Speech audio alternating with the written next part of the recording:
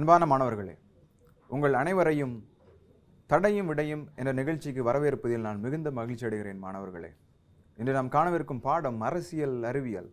அந்த பாடத்தில் நீங்கள் நம்ம என்ன தலைப்பு பார்க்க போகிறோம் அப்படின்னா, இந்தியாவும் அண்டை நாடுகளும், India and it's neighbouring countries அப்படின்ற தலைப்பில் 1 மதிப்பெண் மற்றும் 2 மதிப்பெண் வினா விடைகளை இன்றைக்கி நம்ம பார்க்கலாம். சரியான விடைகளை தேர்வு செய்யவும் 1 மதிப்பெண் வினாவிடை. கிழக்கு நோக்கி கொள்கையை உருவாக்கியவர் யார்? இந்த லுக் ஈஸ்ட் பாலிசி அப்படின்னு உருவாக்கினவர் யார் அப்படின்னு கேட்டிருக்காங்க. இந்த லுக் ஈஸ்ட் பாலிசி அப்படின்றது நம்மளுடைய ஃபாரின் பாலிசியில் எல்லாமே 1947 சுதந்திரம் பெற்றோம். நம்மளுடைய architect of Indian foreign policy அப்படின்னு பார்த்தீங்கன்னா நம்மளுடைய முதல் பிரதமர் ஜவஹர்லால் நேரு அவர்கள். அப்போது எப்படி நம்மளோட பாலிசிலாம் இருந்ததுன்னா ஆக்ட் வெஸ்ட்டு தான், வெஸ்டர்ன் கண்ட்ரீஸை நோக்கி தான் நம்மளோட பாலிசிஸ் எல்லாமே இருந்தது. முக்கியமாக அமெரிக்காவுடன் மற்றும் நமக்கு மேலே இருக்கிற ரஷ்யாவுடனான உறவுகள் தான் நம்மகிட்ட இருந்தது. அதுக்கப்புறம் 1991 இருந்து நம்மளோட பாலிசி எல்லாமே இந்த லுக் ஈஸ்ட் பாலிசி மாறிடுச்சு. ஏன்னா ஏசியாவுக்கு ஒரு முக்கியத்துவம் கொடுக்க வேண்டும், ஏசியாவையும் ஒரு பொருளாதார பலமாக மாற்ற வேண்டும் என்ற ஒரு எண்ணத்தில் தான் நம்ம இந்த லுக் ஈஸ்ட் பாலிசி அப்படின்றத கொண்டு வந்தோம். இதோட ஆர்கிடெக்ட் யாருன்னு பார்த்தீங்க அப்படின்னா நரசிம்மராவ் அவர்கள் 1991. இந்தியா அமைதி காக்கும் படை எங்கு அனுப்பியது? பீஸ் கீப்பிங் ஃபோர்ஸ் அப்படின்னு சொல்லுவாங்க. அப்போ இதில் 4 விடைகள் கொடுக்கப்பட்டிருக்கு: பங்களாதேஷ், மாலத்தீவு, இலங்கை மற்றும் மியான்மார். ஸோ இது 4ல் நம்ம எங்கே நம்மளோட பீஸ் கீப்பிங் ஃபோர்ஸை அனுப்பணும் அப்படின்னா இலங்கைக்கு தான் நம்ம அனுப்பணும். ஸோ இலங்கை சரியான விடை. நவீன இந்தியாவின் சிற்பி என்று யாரை அழைக்கிறோம்? நம்ம சுதந்திரம் வாங்கினப்ப நம்மளோட நாடு நிறைய விஷயத்தில் பின்தங்கி இருந்தது. முக்கியமாக பாவர்ட்டி, வறுமை, 2வது உணவுப் பொருட்களின் தட்டுப்பாடு, இதில் எல்லாமே பின்தங்கி இருந்தது. மற்ற நாடுகளிடம் கையேந்தி தான் நம்ம இருந்தோம். ஆனால் இருந்தால் கூட இப்போ இருக்கிற நிலைமையை பார்க்கும்போது எவ்வளவோ முன்னேறி பொருளாதாரத்துலேயும் சரி மனித வளத்திலையும் சரி ஒரு சிறந்த இடத்துல நம்ம இன்றைக்கி இருக்கோம். அப்போ இதோட அடித்தளம் அப்படின்றது எப்போ போடப்பட்டது அப்படின்னு பார்த்தா 1950களில் போடப்பட்டது. அது நம்மளுடைய ஃபாரின் பாலிசி முக்கியமான கொள்கை. அந்த ஃபாரின் பாலிசியை பற்றி நம்ம போன கிளாஸில் நம்ம தெளிவாக பார்த்தோம். ஸோ அப்போ நவீன இந்தியாவின் சிற்பின்னு பார்த்தீங்க அப்படின்னா பண்டிட் ஜவஹர்லால் நேரு அவர்கள் தான். ஸோ அவர் தான் நம்மளோட ஃபாரின் பாலிசியை செட் பண்ணுறாரு. மற்ற நாடுகளுக்கு இடையேயான உறவுகள் எப்படி இருக்கணும் அப்படின்றதெல்லாம் ஒரு வடிவமைப்புக்கு கொண்டு வராரு. 2வது முக்கியமான விஷயம் என்பது மற்ற நாடுகளுக்கு இடையேயான நல் உறவை எப்படி பேணுவது என்பதை தெளிவாக கூறியவர் பண்டிட் ஜவஹர்லால் நேரு அவர்கள். ஸோ இதுக்கு சரியான விடை என்பது ஜவஹர்லால் நேரு. கச்சத்தீவு எந்த நாட்டில் அமைந்துள்ளது? முதலில் இந்தியாவுடன் தான் இருந்தது. அந்த கச்சத்தீவு இப்போ இலங்கைக்கு கொடுக்கப்பட்டுள்ளது. சரியான விடை இலங்கை. இந்திய சுதந்திரத்தின் போது காஷ்மீரின் மன்னர் யார்? இப்போ காஷ்மீர் அப்படின்றது இன்றைக்கி வேணால் நம்மளுக்கு இன்டெக்ரல் பார்ட் ஆஃப் இந்தியாவாக இருக்கலாம். இப்போ ரீசெண்டாக நம்ம ஆர்டிகல் 370 அப்படின்றது அபாலிஷன் ஆகிடுச்சு. 1950 போட்ட ஆர்டர் அப்படின்றது இப்போ 2019 அந்த பிரசிடென்டல் ஆர்டர் மூலமாக அதை கேன்சல் ஆகிடுச்சு. அப்போ இன்றைக்கி காஷ்மீர் அப்படின்றது it is an integral part. அது தனி கான்ஸ்டியூஷனோ தனி ஃப்ளாகோ அப்படின்றது கிடையாது. காஷ்மீரோட வரலாறை பார்க்கும்போது சுதந்திரம் வாங்கினதுக்கப்புறம் 1947 அப்புறம் ஒரு 3 முக்கியமான ப்ராவின்சஸ், அதாவது பிரின்ஸ்லி ஸ்டேட்ஸ்னு சொல்லலாம், அது இந்தியாவுடன் இணையாமல் தனித்து நிற்க வேண்டும் என்றே கருதியது. அதில் 1 ஹைதராபாத், 2 ஜுனார்கத், 3வது காஷ்மீர். அப்போ இந்த 3ஐயுமே இணைக்க வேண்டும். ஏன்னா ஹைதராபாத் அப்படிங்கிறது ஆந்திர பிரதேசுக்குள்ளே இருக்குது, அது லேண்ட் லாக்கில் இருக்குது. அதை பாகிஸ்தானுக்கு கொடுத்துட்டோம் அப்படின்னா போக்குவரத்துக்கு பெரிய பிரச்சனை ஆகிடும். அதனால் அதையும் இந்தியாவுடன் இணைக்க வேண்டும் என்பதற்காக வல்லபாய் பட்டேல் முயற்சி எடுத்து அது இந்தியாவுடன் போலீஸ் ஃபோர்ஸ் மூலமாக தான் ஹைதராபாத் இணைக்கப்பட்டது. ஜுனார்கத் ரெஃபரண்டம் போட்டு இணைக்கப்பட்டது. Jammu and Kashmir instrument of accession மூலமாக இணைக்கப்பட்டது. அப்போது யார் அங்கே ராஜா?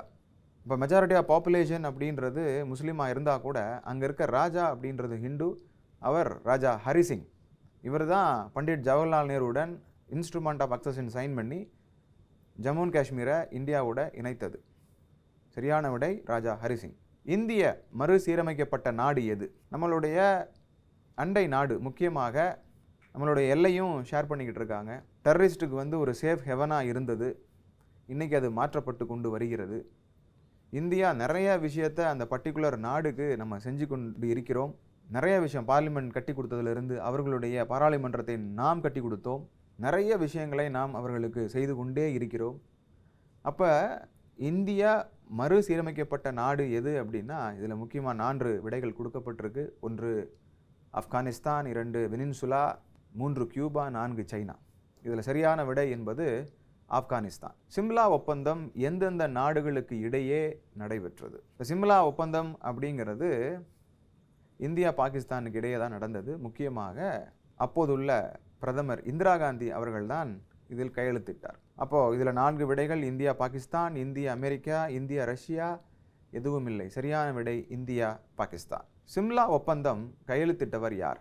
ஸோ அந்த சமயத்தில் சிம்லா ஒப்பந்தத்தில் யார் கையெழுத்திட்டார் அப்படின்னா, அதில் 4 விடைகள் கொடுக்கப்பட்டிருக்கு. இந்திரா காந்தி, ஜவஹர்லால் நேரு, லால் பகதூர் சாஸ்திரி மற்றும் விபி சிங். சரியான விடை இந்திரா காந்தி. 9/11 தாக்குதல் எங்கு நடந்தது? இது ஒரு டெரரிஸ்ட் ட்வின் டவர் இடிக்கப்பட்ட அந்த தினத்தை தான் 9/11 அப்படின்னு சொல்கிறாங்க. America, Pakistan, Spain, India. சரியான விடை அமெரிக்கா. 10வது கேள்வி, ஐநா சபை உருவாக்கப்பட்ட ஆண்டு. 4 விடைகள் கொடுக்கப்பட்டிருக்கு. 1945, 1946, 1919, 1944. சரியான விடை 1945. கீழ்காணும் வினாக்களுக்கு மிகச் சுருக்கமாக விடை காணவும். 2 மதிப்பெண் வினா விடைகளை இப்போ பார்க்கலாம். சியாச்சின் பிரச்சனையை பற்றி எழுதுக. இந்த சியாச்சின் அப்படின்றது சியாச்சின் கிளேஷியர்னு சொல்லுவாங்க. உலகத்திலேயே உயர்ந்த போர்க்களம் என்பது சியாச்சின் கிளேஷியர் தான் சொல்லுவாங்க. இந்த சியாச்சின் கிளேஷியர் எங்கே இருக்குது அப்படின்னா, நார்தன் லடாக்கில் இருக்குது. லடாக்கில் முக்கியமாக அந்த காரக்கோரம் ரேஞ்சில் இருக்குது. இது பாமிர் நாட்டிலேருந்து அப்படியே ஆரிஜினேட் ஆகுது. இதோட மொத்த சதுர அளவுன்னு பார்த்தீங்க அப்படின்னா 78 கிலோமீட்டர் இருக்கும். 5th லார்ஜஸ்ட் கிளேஷியர் அப்படின்னு சொல்லுவாங்க அந்த காராகோரம் ரேஞ்சிலேயே. 2nd லார்ஜஸ்ட் இந்த வேர்ல்டு. ஆவரேஜ் எலிவேஷன் பார்த்தீங்க அப்படின்னா டோட்டல் ஹைட் மீன் சீ லெவல்லேருந்து, அதாவது கடல் மட்டத்திலேருந்து டோட்டல் ஹைட் பார்த்தீங்க அப்படின்னா 17,770 அடி ஃபீட் உயரம் உள்ள அந்த சியாச்சின் கிளேஷியர். இந்த சியாச்சின் கிளேஷியர் அப்படின்றது முக்காவாசி பகுதிகள் வந்து எல்ஓசின்னு சொல்லுவாங்க, லைன் ஆஃப் ஆக்சுவல் கண்ட்ரோல் அப்படின்றது. இந்தியாவுக்கும் பாகிஸ்தானுக்கும் இடையேயான அந்த பார்டர் ஏரியாவில் அமைகிறது தான் அந்த சியாச்சின் அப்படிங்கிறது. இதனால் அந்த டிஸ்பியூட் டெரிட்டரி அப்படிங்கிறது எப்போவுமே இந்தியாவுக்கும் பாகிஸ்தானுக்கும் அந்த பிரச்சனை சமீப காலமாக இருந்து தான் வருகிறது. அது அப்போ இந்த ஏரியாக்குள்ளே தான் அக்சாய் சின்னு இருக்குது. அதாவது நம்மளுக்கும் சைனாவுக்கும் உள்ள பிரச்சனை அக்சாய் சின்னும் இந்த ஏரியாவில் தான் இருக்குது. இது ஏன் ரொம்ப இம்பார்ட்டண்டான விஷயம் அப்படின்னா, 1984க்கு முன்னாடி இதில் பெரிய அளவு நம்மளோட ட்ரூப்ஸ் எல்லாம் அங்கே கிடையாது. அதை நம்ம கவனிக்கலை. அது பேரன் லேண்டுன்னு சொல்லுவாங்க. அது எதுக்கும் உதவாத லேண்ட் அப்படின்ற மாதிரி தான் அது கருதப்பட்டது. அதுக்கப்புறம் தான் நம்ம என்ன பண்ணோம், இங்கே இருக்கிற இடத்துல நம்ம ட்ரூப்ஸை கொண்டு போய் நிப்பாட்டணும். நம்மளோட ஆர்மியை கொண்டு போய் அங்கே நிப்பாட்டுறோம். எதுக்காக நிப்பாட்டுறோம்? பாகிஸ்தானையும் சைனாவையும் கவனிக்கும் பொருட்டு நம்மளுடைய படைகளை அங்கே போய் நம்ம நிப்பாட்டுறோம். அத்துமீறி உள்ளே வந்துடக்கூடாது. ஏன்னா அந்த இடம் அப்படிப்பட்ட இடம், அது ஊடுருவதற்கான ஒரு வசதியான இடமாகத்தான் அது இருக்குது. அதனால தான் அந்த இடத்தை நம்ம பாதுகாக்க வேண்டிய ஒரு நிலைமையில் நாம் உள்ளோம். 1984க்கு முன்னாடி இந்தியாவோ பாகிஸ்தானோ அதில் ஒரு பெர்மனன்ட் ப்ரெசன்ஸ் அப்படின்னு சொல்லுவாங்க. எப்பயும் நம்மளுடைய ஆர்மி, நம்மளுடைய படை வீரர்களை அங்கே போய் நிப்பாட்டுறதுக்கான ஒரு சூழ்நிலை அங்கே அமையலை. சிம்லா அக்ரிமெண்ட்டில் 1972 தெளிவாக நம்ம என்ன சொல்லியிருக்கோம் அப்படின்னா, சியாச்சின் வாஸ் டேர்ம்ட் அஸ் பேரன் யூஸ்லெஸ் அப்படின்னு சொல்லியிருக்கோம். பேரன் அண்ட் யூஸ்லெஸ் அப்படின்னா அது எதுக்கும் உதவாத ஒரு இடம் அப்படின்னா நமக்கும் பாகிஸ்தானுக்கு இடையே சிம்லா அக்ரிமெண்ட்டில் நம்ம கையெழுத்திட்டிருக்கோம். அதனால் உங்கள் படைகளோ எங்கள் படைகளோ அங்கே நிற்க வேண்டிய தேவையில்லை என்பது தான் இதன் மூலமாக அவர்கள் சொல்லிக்கொண்ட விஷயம். அப்போ 1984 நம்மளோட இன்டெலிஜென்ஸுக்கு ஒரு மெசேஜ் வருது. என்ன மெசேஜ் அப்படின்னா, இங்கே பாகிஸ்தான் ஒரு விஷயங்கள் செய்து கொண்டிருக்கிறார்கள், யூரோப்பியன் கம்பெனி மூலமாக எதையோ ஒரு நிலையை அங்கே வைக்க வேண்டும் அப்படின்ற ஒரு நிலைப்பாடு பாகிஸ்தான் எடுக்கிறாங்க. அதுக்கு முன்னாடியே நம்மளுக்கு இன்டெலிஜென்ஸ் கிடைக்குது. அப்போ நம்ம ட்ரூப்ஸ் வந்து அவங்க வர்றதுக்கு முன்னாடியே நம்ம அங்கே போகிறோம். ஸோ அதைத்தான் bill of on law pass அப்படின்ற இடத்துல கொண்டு போய் நம்மளோட ஆர்மியை அங்கே கொண்டு போய் நிப்பாட்டுறோம். ஸோ சியாச்சினை கைப்பற்றுவது, அதை நம் வசம் வைத்துக்கொள்வது அப்படின்றதுக்காக ஒரு ஆப்ரேஷன் போடுறாங்க. அதுதான் ஆப்ரேஷன் மெகதூத் அப்படின்னு சொல்கிறாங்க. இது 13 ஏப்ரல் 1984 கொண்டு வரப்பட்டது ஆப்ரேஷன் மெகதூத் என்பது. இதன் மூலமாக அந்த சியாச்சின் கிளேசியரை நம்ம பாதுகாத்துக்கிட்டோம். இப்போது இதுக்கு அனுப்பி வைக்கப்பட்ட ட்ரூப்புன்னு பார்த்தீங்கன்னு வச்சுங்களேன், நம்மளுடைய சோல்ஜர்ஸ், முக்கியமாக அந்த ஹுமாயூன் ரெஜிமெண்ட் தான் இங்கே போய் அதுக்கப்புறம் இந்தியன் ஏர்ஃபோர்ஸ் அங்கே போய் அதை பாதுகாக்கிறாங்க. 2003 ஒரு அம்னிஸ்டி ட்ரீட்டி, அதாவது 1984 இருந்து கிட்டத்தட்ட 2003 வரைக்குமே கண்டினியூஸாக நம்ம அங்கே பாம்பு போடுறோம், அவங்க பாம்பு போடுறாங்க, இது மாதிரி விஷயங்கள் நடந்து கொண்டே தான் இருக்குது. 2003 தான் என்ன பண்ணுறாங்க, ஒரு அம்னிஸ்டி ட்ரீட்டி வந்து 2 பேத்துக்கும் ஒரு சமூகமான ஒரு ஒப்பந்தம். என்ன ஒப்பந்தம்? இந்தியா பாகிஸ்தான் இந்த ஃபயரிங்கும் அந்த பம்பார்ட்மெண்ட்டும் நிப்பாட்டணும். 2 ஆர்மியும் இனிமேல் குண்டு போடுவதோ இல்லை வீரர்களை காயப்படுத்துவதோ அப்படின்ற விஷயம் பண்ணக்கூடாது, எங்கெங்கே நிற்கிறீங்களோ அங்கங்கே அமைதியாக இருக்கணும் அப்படின்றது 2003 தான் நம்ம ஒரு அம்னிஸ்டி ட்ரீட்டி சைன் பண்ணுறோம். ஒரு நாளைக்கு நம்மளுடைய எல்லையை பாதுகாப்பதற்கு சியாச்சின் கிளேசியரில் நம்முடைய இந்திய நாடு செலவழிக்கிற பணம் என்பது 5 கோடி. கிட்டத்தட்ட 10,000 சோல்ஜர்கள், நம்மளுடைய படை வீரர்கள் இந்திய அந்த பார்டரை பாதுகாக்கிறதுக்காக உயிரையும் அர்ப்பணித்து அங்கே நிற்கிறாங்க. அது சாதாரண டெம்பரேச்சர் கிடையாது. -55 டிகிரி செல்சியஸ் அங்கே இருக்கும் சியாச்சின் கிளேசியரில். த ஹையஸ்ட் பேட்டில் ஃபீல்ட் இந்த வேர்ல்டுன்னு சொல்லுவாங்க. ஸோ அதுதான் இந்தியாவுக்கும் பாகிஸ்தானுக்கும் உள்ள பிரச்சனைக்கான காரணம். அடுத்த கேள்வி, பராக்கா அணை பிரச்சனையை பற்றி குறிப்பு வரைக. இந்த பராக்கா அணை அப்படின்றது முதலில் எந்த 2 நாடுகளுக்கு இடையான பிரச்சனை என்பதை நாம் பார்க்க வேண்டும்.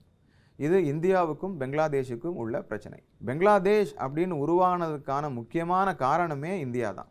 முதல்ல அந்த இடம் எப்படி இருந்தது? ஈஸ்ட் பாகிஸ்தான் அப்படின்னு தான் இருந்தது.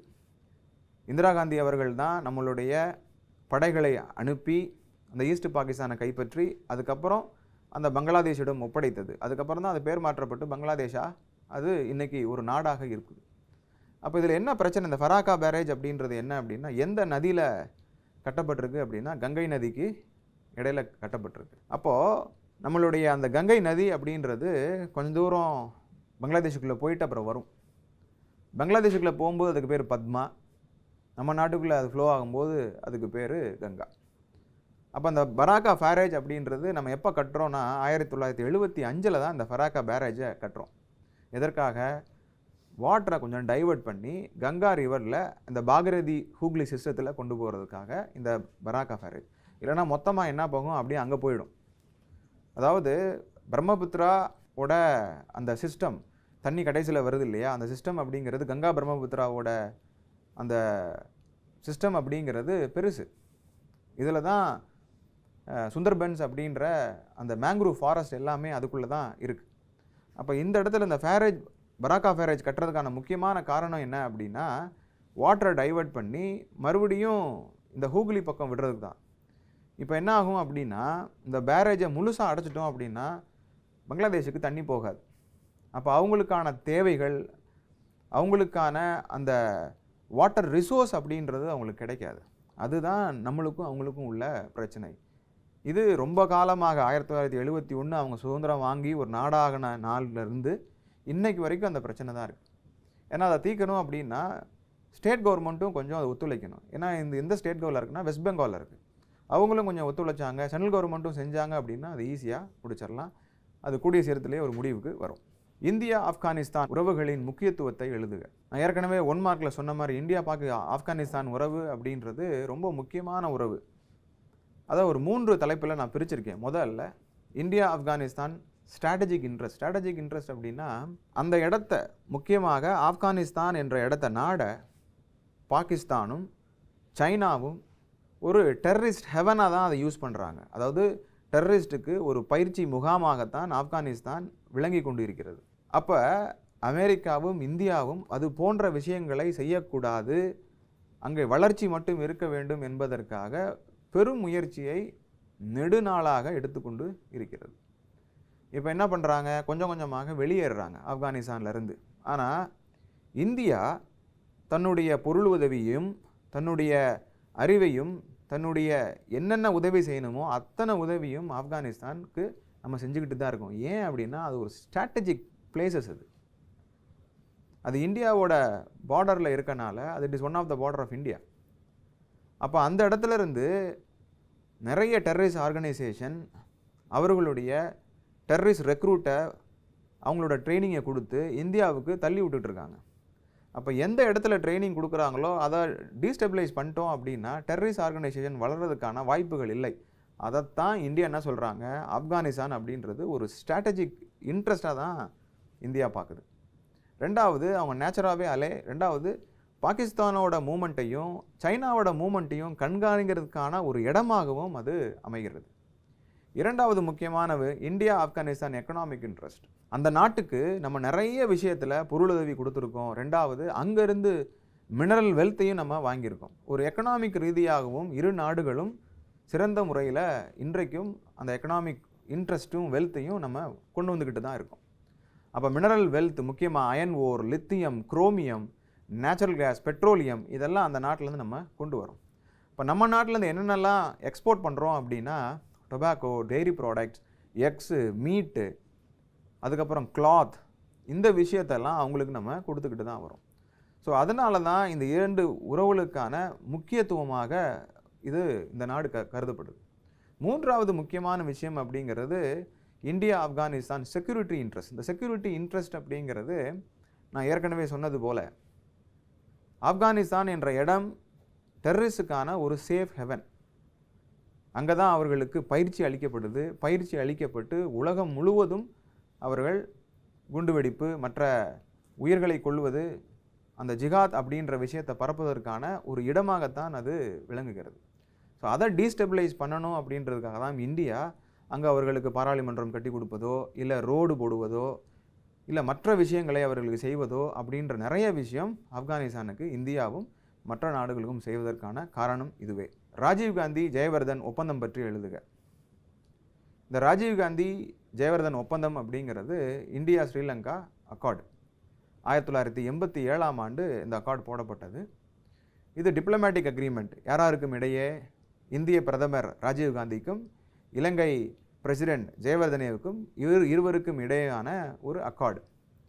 முக்கியமாக அந்த எத்தனிக் ப்ராப்ளத்தை சால்வ் பண்ணுறதுக்கான ஒரு முக்கியமான அக்கார்டாக தான் இது பார்க்கப்படுது. இதற்கு ஸ்ரீலங்காவில் மிகப்பெரிய எதிர்ப்பு இருந்தது. இங்கிருந்து போன ராஜீவ்காந்தியை தாக்குவதற்கான முயற்சியும் அங்கே நடந்தது. அப்போ முக்கியமான ஒரு அம்சம் என்ன அப்படின்னா வடக்கு மற்றும் கிழக்கு பகுதிகளை உள்ளடக்கிய தன்னாட்சி அமைப்பு உருவாக்கப்படும். இது முக்கியமான ஒரு அம்சம். ஏன்னா வடக்கில் டாமினன்ட் அப்படின்றது தமிழ். ஸோ இந்த பக்கம் அந்த பக்கமும் டாமினண்ட்டாக ஒரு இணைக்கணும் அப்படின்றது ஒரு முக்கியமான ஒரு விஷயமாக இந்த அக்கார்டில் பார்க்கப்பட்டது. இரண்டாவது, இந்திய பார்வையாளர்கள் முன்னிலையில் மாகாண சபைகளுக்கான தேர்தல் நடத்தி முடிக்கப்படும். தேர்தல் இல்லை அப்படின்னா லீடர்ஸ் அப்படின்ட்டு வரமாட்டாங்க. ஒரு தொகுதிக்கு ஒருத்தர் லீடராக போனால் மட்டும்தான் அந்த தொகுதிக்கான பாலிசி மேக்கிங், அந்த தொகுதிக்கான எய்டு இது எல்லாமே கிடைக்கும். அப்போ அந்த தேர்தலே நடக்கலை அப்படின்னா மக்களுடைய பிரச்சனைகள் அப்படின்றது விவாதிக்கப்படாது, மக்களுடைய பிரச்சனைகளுக்கு தீர்வும் கிடைக்காது. மூன்றாவது, வடக்கு மற்றும் கிழக்கு மாகாணங்களில் அவசரம் நிலையானது நீக்கப்பட்டுள்ளது. எமர்ஜென்சி அப்படின்றது எடுக்கப்பட்டது அப்படிங்கிறாங்க. தமிழ், சிங்களம், ஆங்கிலம் ஆகிய 3 இந்த மொழிகளையும் இலங்கையின் அலுவல் மொழியாக இருக்க வேண்டும் அப்படிங்கிறாங்க. அதாவது முதல்ல சிங்களம் மட்டுமே இருந்தது.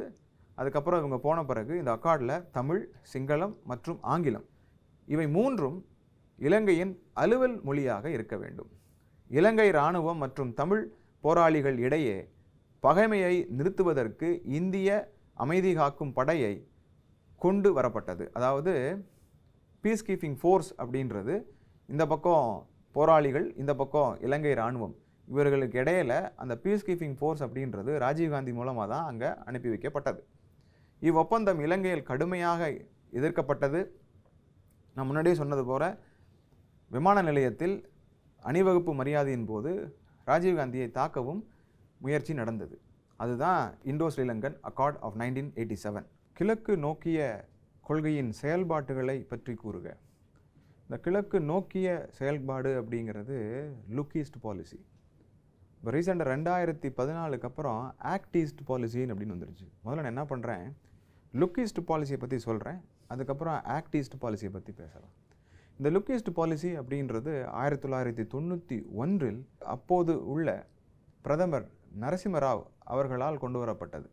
PV நரசிம்மராவ் அவர்களால் கொண்டு வரப்பட்டது. அப்போ இந்தியனோட எக்கனாமி எப்படி இருந்துச்சு அப்படின்னா ஃப்ரெஜைல் எக்கனாமியாக இருந்தது. அதாவது அப்போ தான் உலகமயமாக்கப்பட்டது.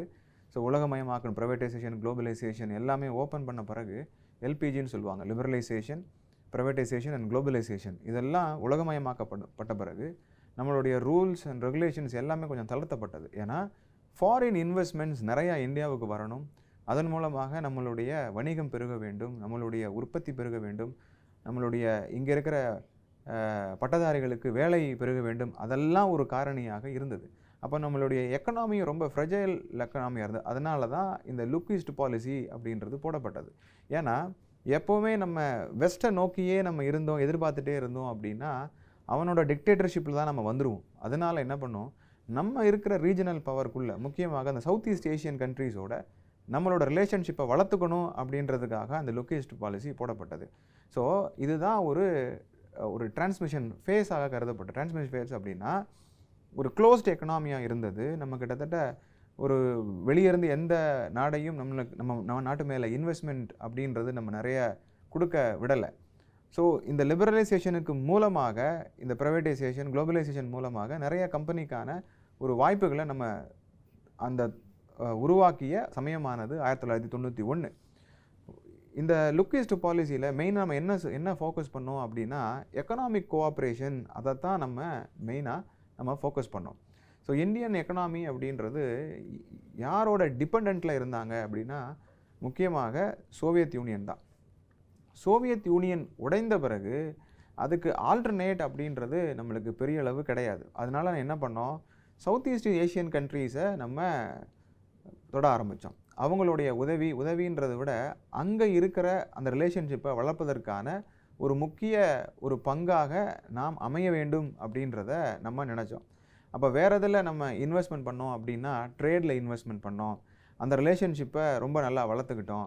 நம்மளோட ஃபோக்கஸ் அப்படிங்கிறது பெரிதளவு அந்த லுக் ஈஸ்ட் பாலிசியை பொறுத்து நம்மளோட ஃபோக்கஸ் அப்படிங்கிறது USA, ஜப்பான், ஆஸ்திரேலியா அவ்வளோ தூரம் இல்லைனாலும் நம்ம கிட்டத்தட்ட மற்றதெல்லாம் நம்ம அப்கிரேடேஷன் அப்படின்றது பண்ணிக்கிட்டோம். முக்கியமாக அந்த ஸ்ட்ராட்டஜிக் பார்ட்னர்ஷிப் அப்படின்றதையும் அவங்களோட நம்ம வளர்த்துக்கிட்டோம்.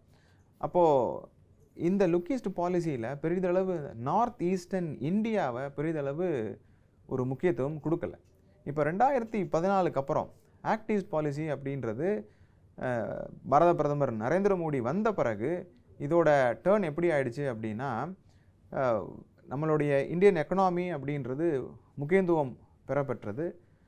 அதுக்கப்புறம் சவுத் ஈஸ்ட் ஏஷியன் நேஷன்ஸோட நம்மளுடைய வணிகமும் வளரத் தொடங்கியது. ஏன்னா அதற்கு ஏற்றாற்போல் தான் நம்மளுடைய பாலிசி ஃபார்முலேஷனும் அப்படின்னு இருந்தது. ரெண்டாவது, நம்ம லுக் ஈஸ்ட் பாலிசியில் மெயினாக எக்கனாமியை மட்டும் பார்த்தோம். ஆனால் ஆக்ட் ஈஸ்ட் பாலிசியில் என்னென்ன முக்கியத்துவமாக விஷயங்கள்லாம் நம்ம கவனம் செலுத்தணும் அப்படின்னா முக்கியமாக எக்கனாமிக் கோஆப்ரேஷன், ரெண்டாவது பில்டிங் இன்ஃப்ராஸ்ட்ரக்சர், உட்கட்டமைப்பை பெருக்க வேண்டும் அப்படின்னு நினச்சோம்.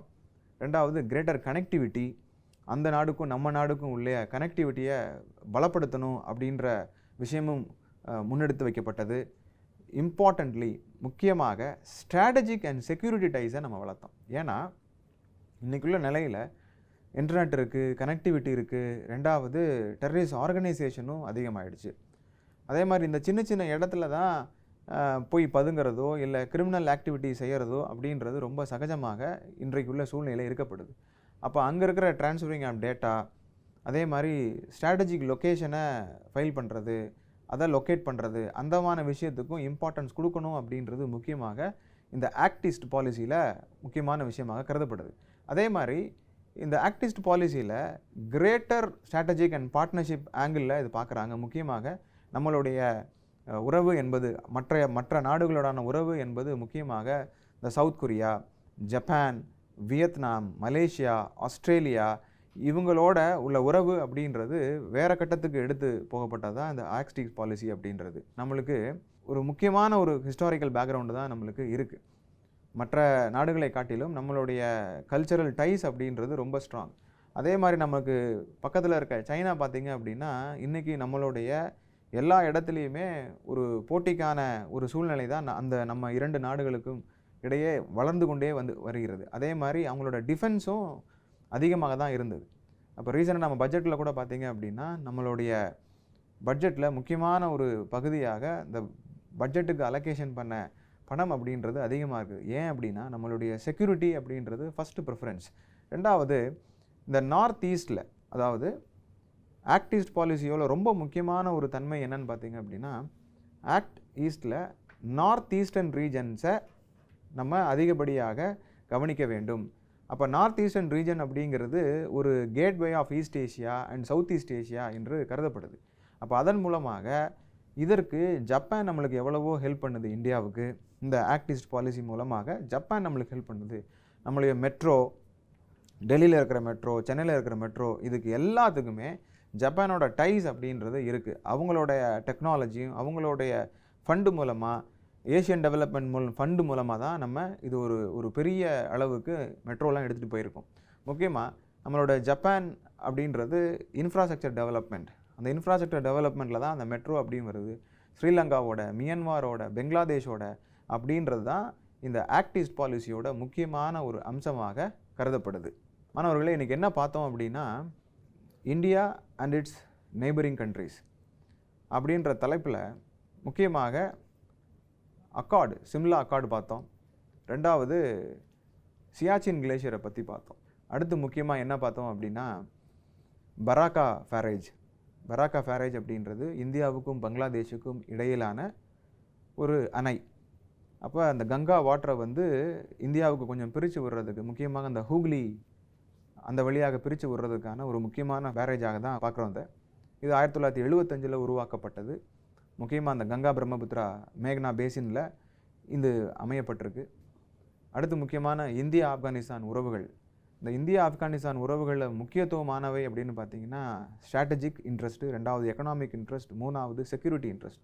இதை மூன்றையும் மையமாக வச்சு தான் இன்றைக்கி நம்ம பார்த்தோம். நான்காவது முக்கியமானது ராஜீவ்காந்தி ஜெயவர்தனே ஒப்பந்தம், அக்கார்டு அப்படின்றது. அதுக்கப்புறம் look east policy and act east policy, இது ரெண்டுமே பார்த்தோம். ஸோ லுக் ஈஸ்ட் பாலிசியோட அப்ஜெக்டிவ்ஸ் என்னன்னு பார்த்தோம், ஆக்ட் ஈஸ்ட் பாலிசியோட முக்கியமான தன்மைகள் என்னன்னு பார்த்தோம். அடுத்த இதில் நமக்கு 3 மார்க் மற்றும் 5 மார்க் வினாவைகளை நம்ம பார்ப்போம். அன்பான மாணவர்களே, இன்றைக்கு இந்தியாண்ட உலகத்தில் நம்ம தெளிவாக 1 மார்க் மற்றும் 2 மார்க் வினாவிடைகளை பார்த்தோம். அடுத்த வாரம் நம்ம 3 மார்க் 5 மார்க் வினாவிடைகளை நம்ம பார்க்கலாம். நன்றி, வணக்கம்.